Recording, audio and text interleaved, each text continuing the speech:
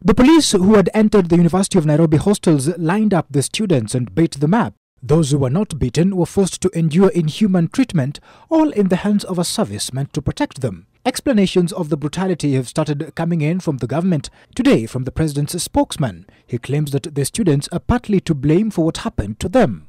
No one wants to see any violence brought to anyone, leave alone in a university campus. But the students also have to ensure that rogues that are robbing people along the streets and highways don't end up in university hostels. University hostels must not be the refuge for thugs roaming the streets in the name of demonstrations. The police brutality has drawn condemnation from the civil society and the Central Organization of Trade Unions. Haki Africa, a Mombasa-based human rights NGO, is demanding investigation from IPOA. We are ready to take the institutions involved to court to account for what happened. So as Haki Africa, we are not just going to sit down and observe institutions, constitutional institutions, breaking the law. The lances on the police are often more magnified when there are protests in any part of the country.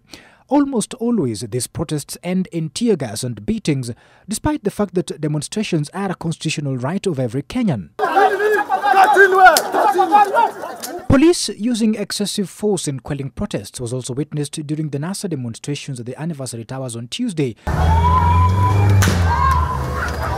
And after the announcement of the presidential election results in August, where among those who lost their lives were 2 children in Mathare and Kisumu. The incident at the University of Nairobi is only the latest.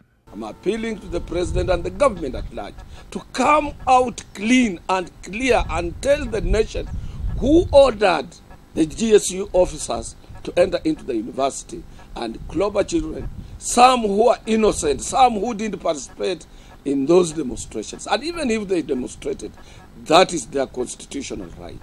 The vigor of forcefully quelling protests has not been seen in resolving most of the high-profile murders and disappearances in the country. The killers of Chris Msando, for instance, have never been brought to book. Many analysts fear that the scenario is a déjà vu, reminiscent of a bygone era. We must respect the constitution of this country. And if there is any daydreamer who is thinking that this will be a dictatorship state, he will be in for a rude shock. And with the more protests expected from tomorrow and more political activity coming as the country prepares for the fresh presidential elections, the beatings and the tear gas are likely to continue. Andrew Ochieng, NTV.